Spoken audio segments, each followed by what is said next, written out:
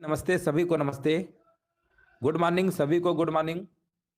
और यहाँ पर देखिए डेली क्लास आपकी चल रही है सुबह 11 बजे। गुड मॉर्निंग सभी को गुड मॉर्निंग। यहाँ पर देखिए टॉप 50 प्रश्नों को यहाँ पर लेकर आ रहे हैं, जीके जीएस के। यहाँ पर वेरी वेरी मोस्ट इंपॉर्टेंट है, नए प्रश्नों को लेकर आ रहे हैं जो आपके एग्जाम के पॉइंट ऑफ व्यू से वेरी वेरी इंपॉर्टेंट है। एक बार देखिए सभी लोग वॉइस वगैरह चेक कर लीजिए, आप तक वॉइस क्लियर पहुंच पा रही है। क्लास को स्टार्ट करते हैं। नमस्ते नमस्ते सभी को नमस्ते। चलिए क्वेश्चन नंबर देखिए, यहाँ पर पहला नंबर देखिए, यहाँ पर आपसे यहाँ पर पूछा गया है, आपको यहाँ पर जवाब देना है। राइट आंसर आपका क्या होगा? प्रश्न आपसे पूछा गया, निम्नलिखित में से कौन सा त्योहार फसलों की कटाई से संबंधित है? कौन सा त्योहार है जो फसलों की कटाई संबंधित है? यहाँ पर आपको जवाब देना है, आंसर यहाँ पर क्या होगा। और यहाँ पर जो त्योहार है ना आपका, वो आपका कौन सा है? यहाँ पर आंसर आपका हो जाएगा पोंगल, है ना। फसलों की कटाई से संबंधित जो आपका त्योहार है वो कौन सा है? आपका पोंगल है। विकल्प आपका जाएगा बी नंबर के साथ। चलिए अगला प्रश्न यहाँ पर बताइए। नेक्स्ट प्रश्न देखिए, आपको यहाँ पर बताना है आंसर क्या होगा, है ना। यहाँ पर देखिए आपको जवाब देना है, राइट आंसर क्या होगा।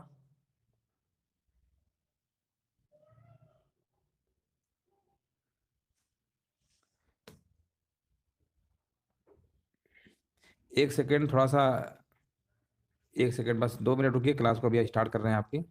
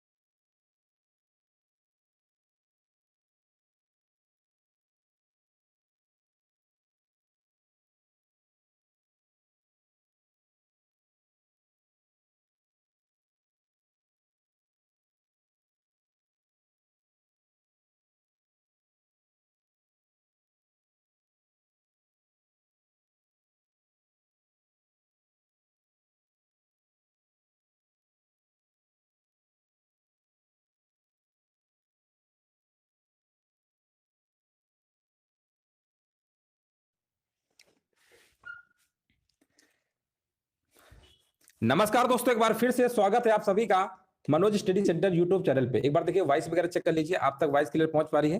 फिर क्लास को स्टार्ट करते हैं। एक बार देखिए सभी लोग वॉइस वगैरह चेक कर लीजिए।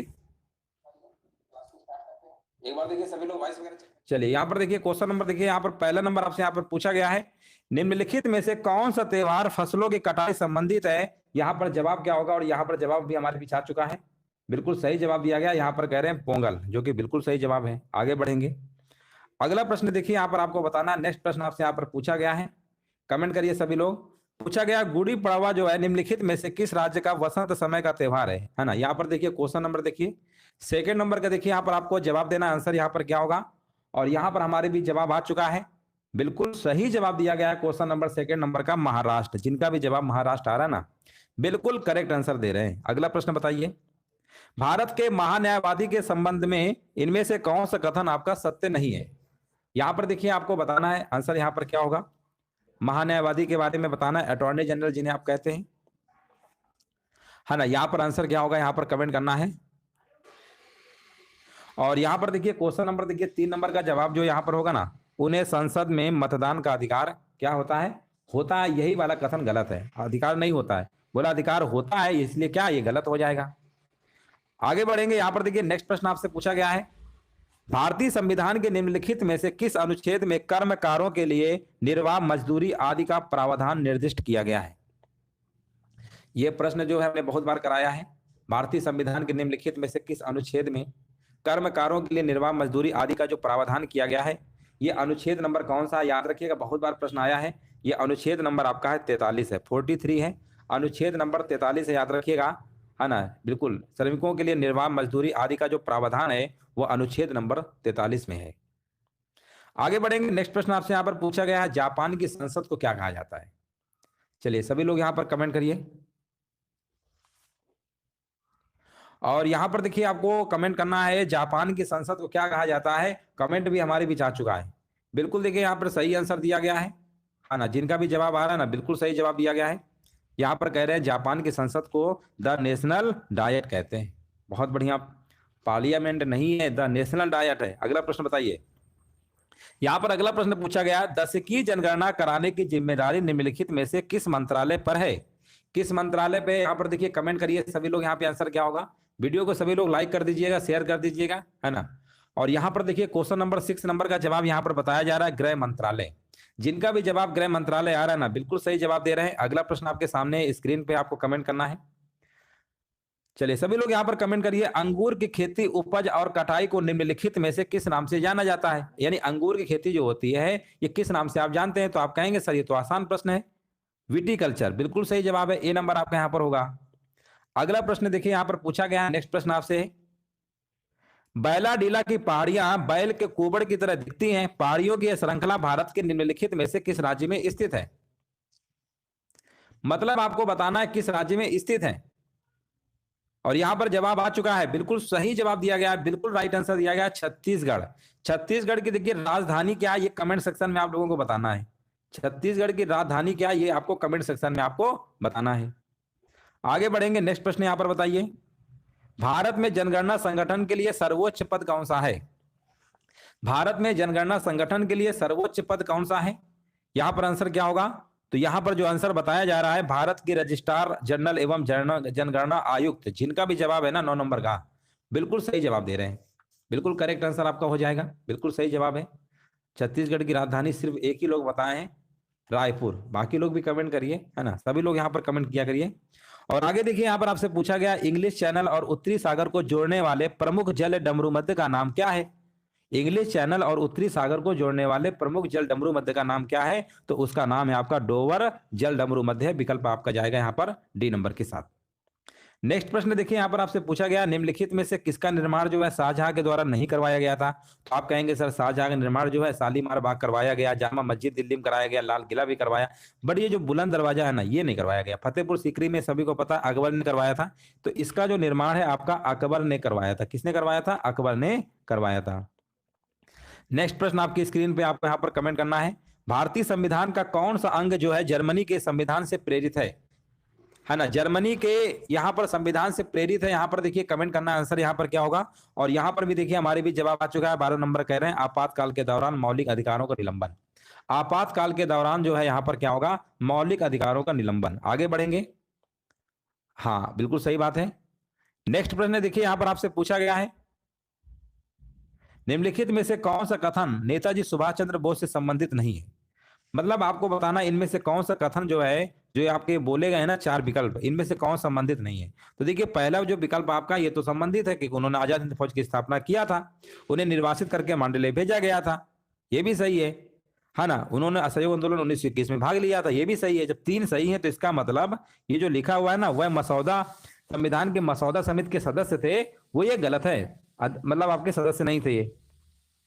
अगला प्रश्न आपसे यहां पर पूछा गया, निम्नलिखित में से किस राज्य के कुछ हिस्सों में 400 वर्ष पहले नहर सिंचाई की एक स्थानीय प्रणाली विकसित हुई थी जिसे कुल्ल कहा जाता है। बताइए किस राज्य के कुछ हिस्सों में। तो यहां पर आपको कमेंट करना है और यहां पर जवाब आ चुका है, कह रहे हैं आंसर हिमाचल प्रदेश होगा। हिमाचल प्रदेश की राजधानी क्या है, ये कमेंट सेक्शन में आपको बताना है हिमाचल प्रदेश की राजधानी कौन सी है ना। आगे बढ़ेंगे। भारत के नियंत्रक एवं महालेखा परीक्षक का सामान्य कार्यकाल कितने वर्ष का होता है, जिसे आप काय कहते हैं, भारत के नियंत्रक एवं महालेखा परीक्षक, है ना। यहां पर आपको बताना है भारत के नियंत्रक एवं महालेखा परीक्षक का जो कार्यकाल है ना, वो आपसे पूछा गया है ना। गिरीश चंद्र मुर्मू कह रहे हैं आपके वर्तमान में है ना। तो बताइए इसका आंसर यहां पर क्या होगा।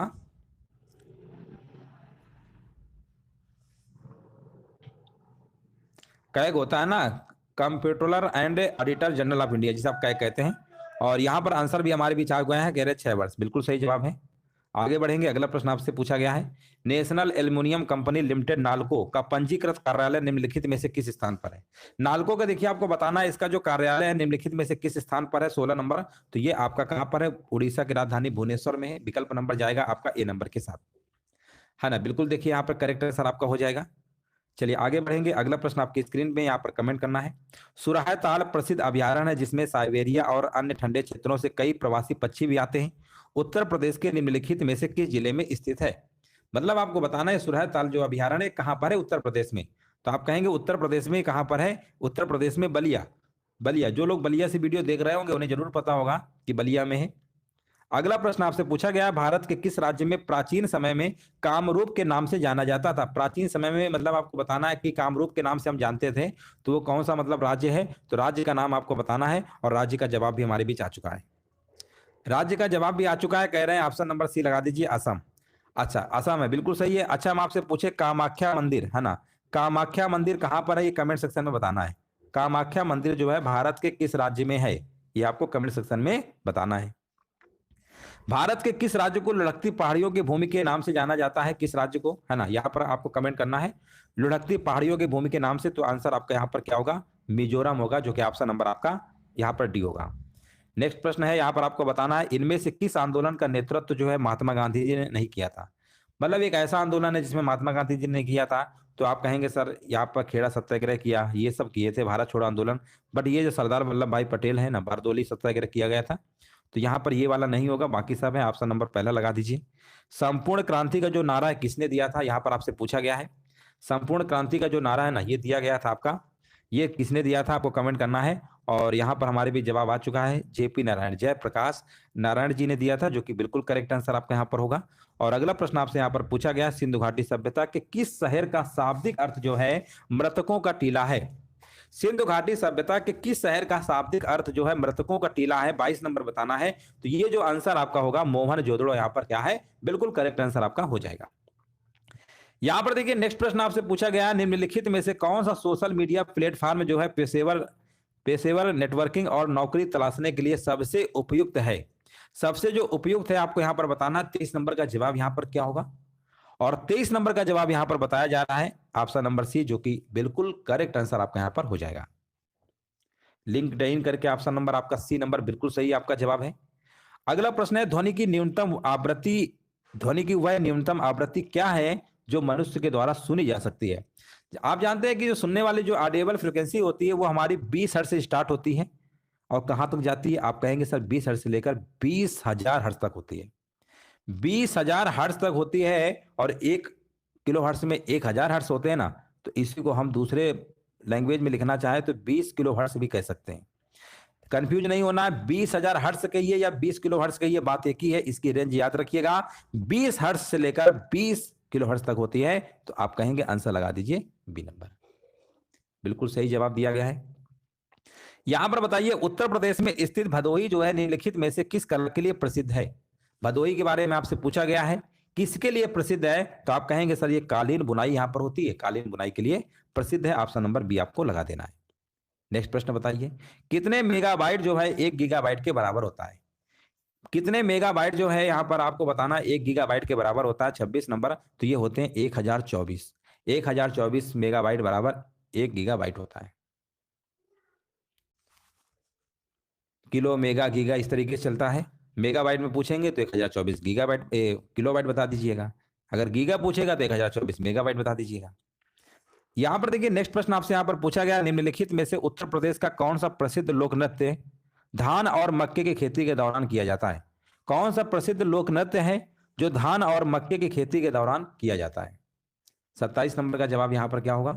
और ये जो आपका है हुरका बाउल। हुरका बाउल ऑप्शन नंबर जाएगा ए नंबर के साथ। नेक्स्ट प्रश्न बताइए। यहां पर देखिए, नेक्स्ट प्रश्न आपसे पूछा गया, बनारस हिंदू विश्वविद्यालय की स्थापना जो है पंडित मदन मोहन मालवीय ने निम्नलिखित में से किसके सहयोग से की थी? ये सब प्रश्न भी आपके हाल ही में पूछे गए। बनारस हिंदू विश्वविद्यालय की स्थापना पंडित मदन मोहन मालवीय ने निम्नलिखित में से किसके सहयोग से की थी? तो आप कहेंगे सर ये जो स्थापना है डॉक्टर एनी बेसेंट। बिल्कुल सही जवाब दिया गया है, ऑप्शन नंबर सी होगा। अकबर का मकबरा निम्नलिखित में से किस स्थान पर स्थित है? कई बार पूछ लिया जाता है कि अकबर का जो मकबरा है ना, ये कौन से मतलब शहर में है? तो आप कहेंगे सर ये शहर का नाम है आगरा। आगरा में है, और आगरा में एक जगह पड़ती है सिकंदरा। तो सिकंदरा दिया है, कभी आगरा देता है कभी सिकंदरा देता है, तो आगरा में ही सिकंदरा है, याद रखिएगा। तो इसलिए कंफ्यूज बिल्कुल नहीं होना है, जैसा आप क्वेश्चन हो वैसे आपको आंसर देना है। यहां पर देखिए पूछा गया, शेरशाह सूरी का मकबरा कहां पर स्थित है? कमेंट करिए सभी लोग, शेरशाह सूरी का जो मकबरा है कहां पर स्थित है ना? यहां पर आपको जवाब देना है। क्वेश्चन नंबर 30 नंबर का जवाब क्या होगा? और ये आपका सासाराम में है। शेरशाह सूरी का मकबरा सासाराम में है। बिल्कुल सही जवाब दिया गया है ना? बिल्कुल करेक्ट आंसर आपका हो जाएगा। जिनका भी जवाब आ रहा है ना, बिल्कुल सही जवाब है। अच्छा, हमने आपसे पूछा सासाराम है कहाँ? सासाराम कहाँ पे पड़ता है? तो आप कहेंगे सर बिहार में पड़ता है, बिहार के सासाराम बिहार में है, ठीक है ना? यहाँ पर बिहार में पड़ता है। आगे बढ़ेंगे, अगला प्रश्न आपसे बताना है, विमुद्रीकरण को निम्नलिखित में से किस नाम से भी जाना जाता है? विमुद्रीकरण आपसे पूछा गया है, और विमुद्रीकरण को हम कहते हैं नोटबंदी, है ना? नोटबंदी आपको अभी बताना, लेटेस्ट जो नोटबंदी आपकी हुई थी प्रधानमंत्री मोदी जी ने करवाया था, उनके टाइम पे आपकी हुई थी, वो आपको बताना है कि नोटबंदी जो है भारत के जो प्रधानमंत्री इसमें वर्तमान में मोदी जी ने कब करवाया था, ये आपको कमेंट सेक्शन में बताना है। ये आपको कमेंट में बताना है। अगला प्रश्न बताइए, भारतीय संविधान के इनमें से किस अनुच्छेद में कुछ दशाओं में काम, शिक्षा और लोक सहायता पाने के अधिकार प्रावधान जो है निर्दिष्ट किए गए हैं? मतलब आप कुछ दशाओं में काम, शिक्षा और लोक सहायता पाने के जो अधिकार दिए गए हैं 2016, बिल्कुल सही है। और ये जो आंसर आपका होगा 32 नंबर, ये आपका होगा अनुच्छेद नंबर 41। अनुच्छेद नंबर 41 है, यहां पर बिल्कुल सही आंसर दिया गया है। वीडियो को सभी लोग लाइक कर दीजिएगा, जो लोग बाद में आए हैं। सभी को नमस्ते, सभी को जय हिंद, सभी को वंदे मातरम। अगला प्रश्न आपको बताना है, यूपीएसएसएफ का पूरा नाम क्या होगा? क्वेश्चन नंबर देखिए 33 नंबर आपके स्क्रीन पे है। यूपीएसएसएफ का पूरा नाम क्या होगा? इसका फुल फॉर्म आपका हो जाएगा Uttar Pradesh special security force. Uttar Pradesh special security force. जिनका भी जवाब आ रहा है ना, बिल्कुल सही जवाब दे रहे हैं। अगला प्रश्न आपको यहां पर बताना है, भारत में पहला समाचार पत्र किसने शुरू किया था? चलिए कमेंट करिए सभी लोग, यहां पर जवाब क्या होगा? भारत में पहला समाचार पत्र किसने शुरू किया था? यहां पर जवाब भी आ चुका है, बिल्कुल सही जवाब है जेम्स आ हिक्की कह रहे हैं। ऑप्शन नंबर आपका डी नंबर बिल्कुल होगा। अगला प्रश्न बताइए, इनमें से किस तिथि को विश्व स्वच्छता दिवस मनाया जाता है? विश्व स्वच्छता दिवस जो है आपके मनाया जाता है, कब मनाया जाता है ना? ये हर साल मनाया जाता है, 5 मई को मनाया जाता है, 5 मई को मनाया जाता है। आगे बढ़ेंगे, अगला प्रश्न बताइए, इनमें से किसे ब्रिटिश भारत में लोक सेवाओं का जनक कहा जाता है? ब्रिटिश भारत में लोक सेवाओं को जनक कहा जाता है, ये आंसर आपका होगा लॉर्ड कॉर्नवालिस। ऑप्शन नंबर जाएगा सी नंबर के साथ। नेक्स्ट प्रश्न आपसे पूछा गया है, ईमेल में भरोसेमंद स्रोत बनकर दुर्भावनापूर्ण कारणों के लिए संवेदनशील जानकारी जैसे यूजर नेम, पासवर्ड और कार्ड विवरण आदि प्राप्त करने का प्रयास जो होता है ना, क्या कहलाता है? उसे हम क्या कहते हैं? उसे हम कहते हैं दोस्तों फिशिंग कहते हैं। आंसर लगा दीजिए विकल्प नंबर बी नंबर के साथ। जिनका भी ऑप्शन बी आ रहा है ना, बिल्कुल सही जवाब दे रहे हैं। यहां पर देखिए नेक्स्ट प्रश्न आपको बताना है, किसी विशेष क्षेत्र की जनसंख्या, यहां पर देखिए कमेंट करिए, किसी विशेष क्षेत्र की जनसंख्या 3 लाख से अधिक होने पर सरकार के द्वारा किस समिति का गठन किया जाता है? मान लीजिए किसी शहर में अगर मान लेते हैं जनसंख्या जो है अगर 3 लाख से अगर अधिक है ना, तो सरकार के द्वारा जो गठन किया जाता है ना, किसका किया जाता है यहाँ पर कमेंट करना है। और वो करते हैं दोस्तों आपका क्या है, वार्ड समिति, है ना। वार्ड समिति देखिए यहाँ पर बताया जा रहा है, जो कि बिल्कुल करेक्ट आंसर आपका हो जाएगा, है ना। वार्ड समिति यहाँ पर बिल्कुल सही है। अगर 5 लाख से अधिक है तो उसे नगर निगम कहते हैं, है ना। यहाँ पर वार्ड समिति लगाइए, वार्ड समिति होगा आपका 38 नंबर का, आपका ए नंबर आपका सही होगा, वार्ड समिति होगा, ठीक है ना। वार्ड समिति यहाँ पर बिल्कुल राइट आंसर आपका हो जाएगा। चलिए आगे बढ़ेंगे, अगला प्रश्न बताइए। यहां पर देखिए नेक्स्ट प्रश्न आपसे पूछा गया है, भारत की केंद्र सरकार ने वर्ष 1980 में कितने बैंकों का राष्ट्रीयकरण किया था? 1980 में कितने बैंकों का राष्ट्रीयकरण किया गया था, आपको यहां पर बताना है। चलिए यहां पर जवाब भी हमारे बीच आ चुका है, 1980 में कितने बैंकों किया गया था, है ना। यहां पर आंसर क्या होगा? 1980 में जो बैंक थे ना आपके, कितने थे? आंसर आ गया है 6, बिल्कुल सही है, ऑप्शन नंबर सी होगा। क्षय रोग किसके कारण होता है आपको बताना है। क्षय रोग किसके कारण होता है? ये आपका होता है जीवाणु बैक्टीरिया, ऑप्शन नंबर लगा दीजिए सी नंबर। अगला प्रश्न बताइए, द्वितीय पीढ़ी के कंप्यूटर किस पर आधारित थे? देखिए पहली पीढ़ी जो कंप्यूटर आपके थे ना, वो आपके वैक्यूम ट्यूब पे आधारित थे, पहली पीढ़ी पे आधारित थे आपके, है ना। दूसरी पीढ़ी के पूछा गया, दूसरी पीढ़ी में आपका ट्रांजिस्टर आ जाता है ना। बाकी सिलिकॉन चिप्स आपके तीसरे में, तो ट्रांजिस्टर रहेगा आपका आंसर। यहाँ पर क्या है, सेकेंड पीढ़ी की जनरेशन के जो कंप्यूटर थे आपके, उस पर ट्रांजिस्टर यूज होता था। ट्रांजिस्टर, एमीटर, बेस, कलेक्टर, उसमें 3 टर्मिनल होते हैं, है ना। ट्रांजिस्टर का हो सकता है आपने सिंबल अगर पढ़ा होगा इस तरीके से, है ना, इस तरीके से होता था ना ये, यहाँ पर एमीटर और यहाँ पर एमीटर, यहाँ पर बेस शायद होता है, एमीटर, यहाँ पर एमीटर होता है, यहाँ बेस, यहाँ कलेक्टर, 3 टर्मिनल होते हैं। चलो आगे बढ़ते हैं, यहाँ पर अगला प्रश्न बताइए, इनमें से कौन सा बंदरगाह जो है कच्छ यानी गुजरात में स्थित है ना। 42 नंबर बताना है, तो 42 नंबर का आपका आंसर होगा कांडला बंदरगाह, जिसका हम नाम दीनदयाल बंदरगाह के नाम से जानते हैं। आगे बढ़ेंगे, यहां पर देखिए नेक्स्ट प्रश्न आपसे पूछा गया, इनमें से कौन खुदाई खिदमतगार का संस्थापक था? कौन खुदाई खिदमतगार का संस्थापक था? और यहां पर बताया जा रहा है खान अब्दुल गफ्फार खान, खान अब्दुल गफ्फार खान थे ना, ऑप्शन नंबर जाएगा सी नंबर के साथ। नेक्स्ट प्रश्न बताना है कि संशोधन के तहत भारतीय संविधान के अनुच्छेद 75 में यह जोड़ा गया था कि मंत्रिपरिषद में प्रधानमंत्री सहित मंत्रियों की कुल संख्या लोकसभा सदस्यों की कुल संख्या के 15% से अधिक नहीं होगी। मतलब 15% से अधिक नहीं होगी। ये कौन सा संविधान संशोधन के द्वारा जोड़ा गया था आपको बताना है। मतलब कौन संविधान 75 में जोड़ा गया था संशोधन के तहत, बहुत बार पूछा गया है। और ये याद रखिएगा 51वां संविधान संशोधन 2003 में जोड़ा गया था। बिल्कुल सही आंसर दिया गया है। नेक्स्ट प्रश्न बताइए, उस भारतीय राज्य का नाम बताइए जहां पर 4 अंतरराष्ट्रीय हवाई अड्डे हैं, है ना। वो आपको राज्य का नाम पूछा गया है, जिसमें से आपके कितने 4 अंतरराष्ट्रीय हवाई अड्डे हैं, है ना। 4 अंतरराष्ट्रीय हवाई अड्डे आपके कहाँ हैं, ये आपको बताना है। अब देखिए जैसा कि हम जानते हैं कि यूपी में कितने अंतरराष्ट्रीय हवाई अड्डे हैं आपके, 5 हैं। अगर हम आपसे कहें कि तमिलनाडु में कितने हैं, तमिलनाडु में आपके 4 हैं, तमिलनाडु लिखा है। केरल में हमने कहा कितने हैं, केरल में भी आपके 4 हैं, है ना। गुजरात में हमने कहा कितने, गुजरात में आपके 3 हैं। हमने कहा कर्नाटक में कितने, कर्नाटक में 2 हैं। महाराष्ट्र में कितने, महाराष्ट्र में आपके 3 हैं, महाराष्ट्र में 3 हैं, सब ज्यादा यूपी में है। पंजाब राजस्थान में 1-1 है, ठीक है ना। तो यहाँ पर आपके हमने सब बता दिया है कहाँ पे कितने हैं, तो ऑप्शन के अकॉर्डिंग आंसर क्या लगाएंगे, केरल, है ना। गुजरात में आपके दोस्तों 3 है, ठीक है ना, 3 है, 4 नहीं, 4 केरल में, ठीक है ना। यूपी में आपके 5 हैं। आगे बढ़ेंगे, वर्ष 1920-21 के आसपास किस नदी के किनारे खुदाई के दौरान हड़प्पा शहर मिला, है ना। किसके दौरान हड़प्पा शहर मिला था आपको बताना है। 46 नंबर का जवाब यहाँ पर क्या होगा, और यहाँ पर कह रहे हैं रावी, रावी नदी किनारे, है ना। आंसर यहाँ पर क्या होगा, रावी नदी किनारे, यहाँ पे बिल्कुल सही जवाब दिया गया। अगला प्रश्न बताइए, यहाँ पर आपसे पूछा गया निम्नलिखित में से किसमें लैक्टिक एसिड होता है। लैक्टिक एसिड आप जानते ही हैं, है ना। बताइए लैक्टिक एसिड, लैक्टोमीटर आप जानते हैं कि दूध की शुद्धता मापने के लिए किया जाता है, तो कहीं ना कहीं दूध से ही संबंधित होगा। और दूध से आप जानते हैं दही बनता है ना। तो आंसर क्या लगाएंगे? B number.